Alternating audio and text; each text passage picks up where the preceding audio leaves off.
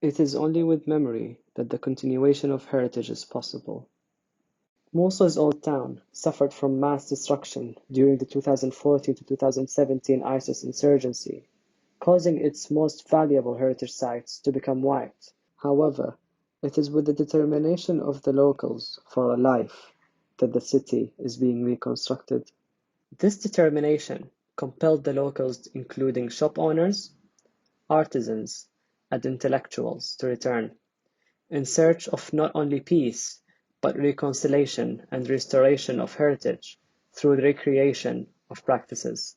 The fortitude for peace governed the post-war life in Mosul, as its contested physical history became safeguarded by the continuation of the immaterial practices. However, the question remains: how do you interpret such a rich history that includes multiple layers of culture, practices, and war and peace?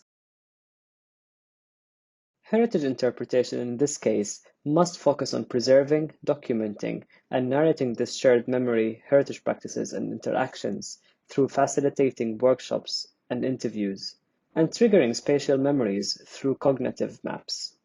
I have spoken to the locals to understand their memories and document their everyday practices, rich culture, and heritage. The same heritage that listed the Old Town on the UNESCO's tentative list for World Heritage Centers. And with the physical heritage of the Old Town under threat, this type of cultural heritage interpretation focuses on the narration and memory just as much as the restoration of physical entities. This will aid in safeguarding the Old Town's authenticity and spirit. The narrow alleyways of the Old Town, locally called Al-Jat, tell the story of the reconciliation and resolve for peace, as one can hear the sounds of families in reconstructed houses in the middle of a massively destructed neighborhood. Through walking and documenting these alleyways, it became clear that the sense of community is established by their self-enclosed nature. This sense of community created what the locals called an emotional connection that cannot be changed with time and war. الناس تعتز بهذا الشيء، صح. تعتز بالتراث مال القديمة، يفتح النفس، نعم. تفتح النفس وتودي الروح هاي المكان. وهل هذا هو السبب اللي خلاك انه ترجع هنا ما تروح للايسر؟ هذا السبب الرئيسي اللي أنا خلاني أرجع هوني. The informal local initiative for heritage interpretation through preservation of memory and reliving cultural practices ignited hope for the locals of the Old Town. As many people began to return and reconcile through the engagement with the city spaces, as per their memories and pre-war interactions, creating spontaneous reconstruction efforts that follow the needs of the locals, resulting in a gradual return of historical practices, spaces, and interactions. This is the reason heritage interpretation is significant at this point of the Old Town's time frame, as documenting and contrasting with historic evidence helps ensure the authenticity of the reinitiated cultural crafts, and spreads awareness on the danger of changing the location and type of crafts. On the physical front, the locals are eagerly waiting for the Al-Hadba minaret's reconstruction by the UNESCO, which is a significant device of memory, identity, and identification. The minaret is a proof that architecture and heritage sites function as essential mediators of memory. Hence, studying cultural heritage, memory, and interactions is vital to understand the meaning and significance of physical spaces. Mosul's Old Town has a long way to recover, but through the return of the creators of its heritage, memory, and practices, it is safe to say that they are on the right path. This exploration of the significance of the cultural heritage was shared with the locals, acting as a forum to discuss and reconcile the shared memory and steps in advancement in the post-war settings. The documentation of these practices as a means to achieve heritage interpretation is just as significant as physical interpretation through physical reconstruction, as it aids the rebuilding of the people, who can then rebuild their historic landmarks. So here's to the people of Mosul, finding life below the rubble.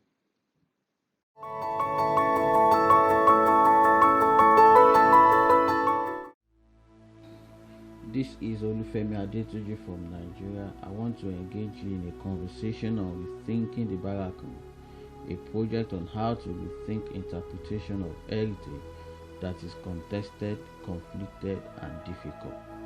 The Barracoons, meaning barracks, which is used as the holding place for the captured slaves, built for Chief Seriki William Abbas, who was a former slave turned slave merchant. The building is now used as Barracoon Museum. This is the first-story building in Nigeria constructed by slave returnees, and the history of the building is connected to the experiences of the slaves in the country where they were sold. The history of the residence of the district office of the colonial government, constructed around 1870 by the British government, is also connected to another form of slavery which was perpetrated by the colonial government. The attenuation well is the source of water dug for the slaves along the slave route to Bereful Island. The ancient water source is for the slave to drink before embarking on a long journey to the island to board the ship. This is the last spot in African motherland where the slaves will step on before boarding the ship. It is believed that the slaves are sold to an unknown future, making them not to step on the land again. The building was former office of the district officer for Lagos region during the colonial government. It was later adapted into a museum building by the Lagos state government. The history is connected to the agony and trauma of the colonial government. Over years, the members of Badagry and other neighboring towns are faced with difficulties in engaging with these buildings, facilities, and spaces. For instance, many community members regard themselves as victims and survivors of the practices of the slave merchants, resulting into family rivalry, communal violence, leadership tussles, and many more.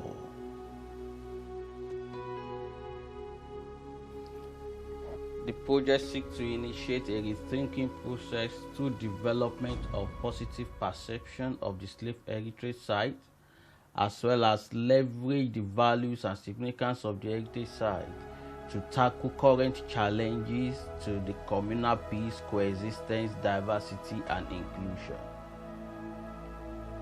Project Riba has two components: one, narrative for learning, Naral, and Climapoli. Naral involves the use of digital storytelling to collect narratives and stories from families of former slaves to develop learning modules and public awareness tools such as documentaries and community dramas to improve awareness, engagement, and interpretation of the values of the slave heritage site.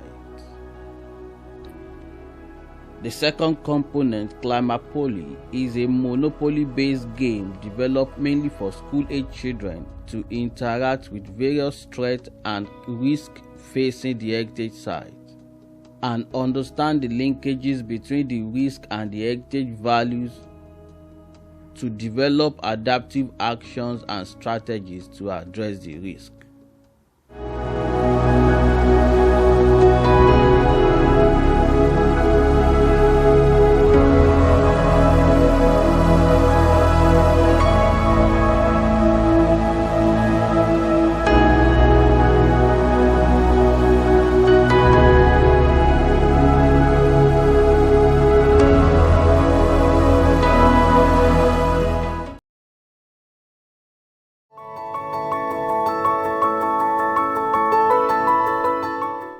Hello and welcome everyone. I'm Imamur Hossain and with me is Khandokar Mahfuz. We both are heritage practitioners based in Bangladesh.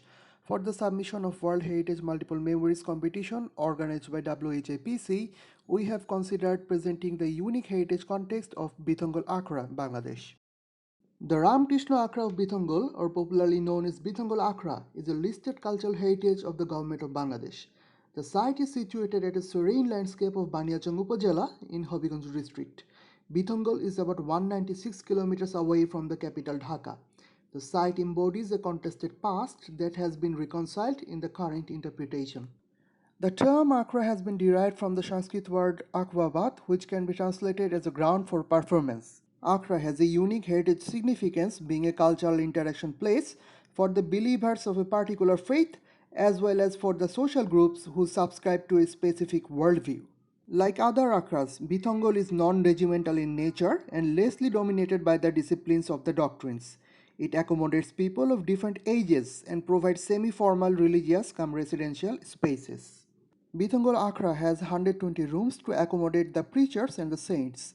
The architectural forms and spatial arrangement resembles the vernacular archetype of Bengal Delta. Beyond its form and materiality, the biography of the Akhra is embedded with several negotiations in the past. The historical context of this Akhra encapsulates an expression of social power for the subaltern grassroots. Bithangal was established in a context when there was a tension between power and religious practices. The caste system has stratified the society, forming in class differences and hierarchies, resulting in an identity crisis for the marginal communities. The cultural tradition of the lower caste were significantly suppressed by the elite knowledge and dominant interest, which has formed challenges in practicing and retaining the cultural values. In a such antagonistic context, the ordinary people were thriving to have grace from being neglected and disregarded. In this background, in 17th century, Guru Ramkrishna Goswami, who was a preacher of Vaishnavism, who personally believed in religious equity, established Bithangal Akhra. Here, he equally treated his disciples as well as people from other faith. While the site contributed in constructing peace and social harmony, it also has a spiritual meaning. So Guru Ramkrishna Goswami established this Bithangal Akhra at the tranquil Haur wetlands in a reasonable distance from the materialistic society. The believers could meditate in a serene landscape where the sacredness could hardly be interrupted. People could only reach here by boats that took days. From a phenomenological discourse, this was a spiritual journey. The Akhra was a physical manifestation of the peaceful Vaishnava religion. In the Kirtan songs, the celebration of puja on full moon, and in collective performances, both the performers and the visitors could find a spatial connection between heaven and the earth. The management committee of Bithangal Akhra faced a significant challenge during the Governor General Lord William Bentinck. He reformed the land revenue administration and revoked its Lakheraj or revenue-free land status. Also during the Swadeshi movement in the British period, this was a temporary hideout for the protesters. The negotiations of meanings and values within the context had imposed challenges that contributed to obscuring multivocality and created difficulties in interpretation.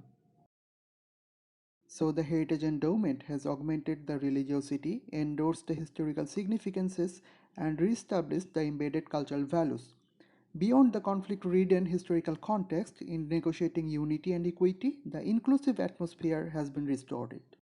The current interpretation of Bithangal Akhra prioritizes the temple management committee in decision-making process that eventually ensures conserving oral histories, traditional performances, and ritual practices. The intervention of this interpretation is an empathetic and sensitive approach that focuses on preserving the reverence atmosphere and liturgic values embedded within the site with very minimal physical alterations of the building materials and the heritage objects. Bithangal welcomes again the interfaith audiences and influence them to be active meaning makers in the ritual performances as well as secular activities.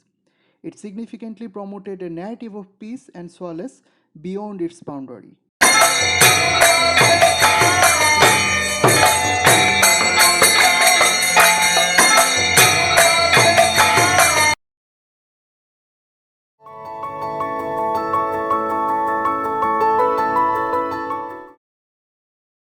My name is Ganesh.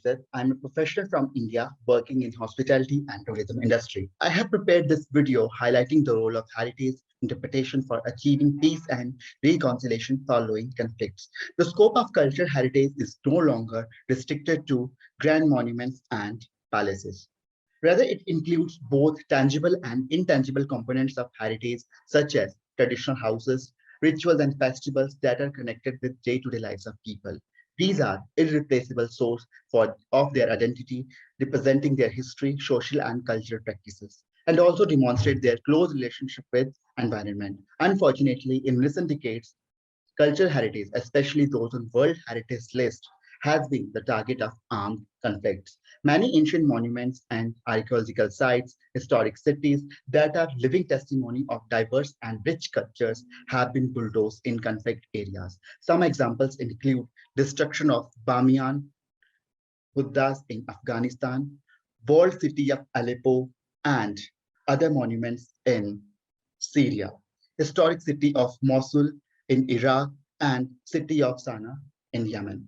Recovery of cultural heritage damaged by conflict is therefore essential not only for psychological healing of people that have become victims of conflict, it also helps in rebuilding societies through reinstating of social and cultural practices that are associated with heritage. Moreover, post-conflict recovery of cultural heritage should also strive to build back better by reducing vulnerabilities and enhancing resilience.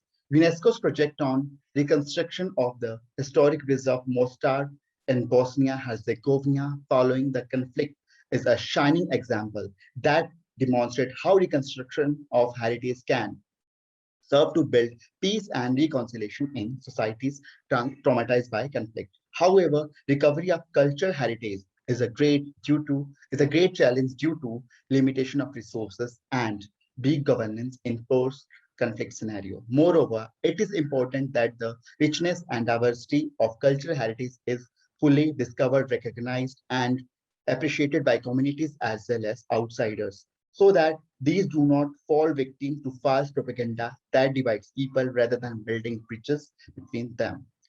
There are countless examples that show misinterpretation of heritage can actually serve to reinforce conflicts. Therefore, governments and civil societies must invest in using heritage interpretation as a tool to bring out the rich narratives based on sound research that are embodied in rich cultural heritage that can help in building peace and reconciliation. Moreover, it is important to ensure that rather than promoting the dominant discourse, all perspectives are brought forward through close engagement with all the sections of the community. Availability of range of digital means can help in creative and innovative ways of interpretation, and these must be explored taking into consideration digital divide and the need for easy access to everyone within the community. One of the fascinating examples of the use of heritage interpretation for post-conflict recovery is a project called Recover, Mosul, a collective reconstruction. The project is a virtual reality installation created in response to this destruction, allowing us to visit the museum again and find out what happened to some of its key pieces. And while walking through the museum, we see the destroyed artifacts digitally reconstructed through crowdsourced imagery, providing 360-degree experience. This virtual environment was created by new media artists Ziv Schneider and Laura Chin. Apart from bringing the historic collection back to life, it also sheds light on ISI's war on cultural heritage. The project was in part inspired by the Museum of Stolen Art, an earlier virtual reality project by Shanita. Another interesting initiative is concerning the approach of recovery of Bamiyan following its destruction by Taliban in 2001. Rather than reconstructing the statues, many professionals think that the empty niches should be kept as they are, with the void representing a strong victory of the monument and the defeat of those who tried to annihilate the Buddha statue.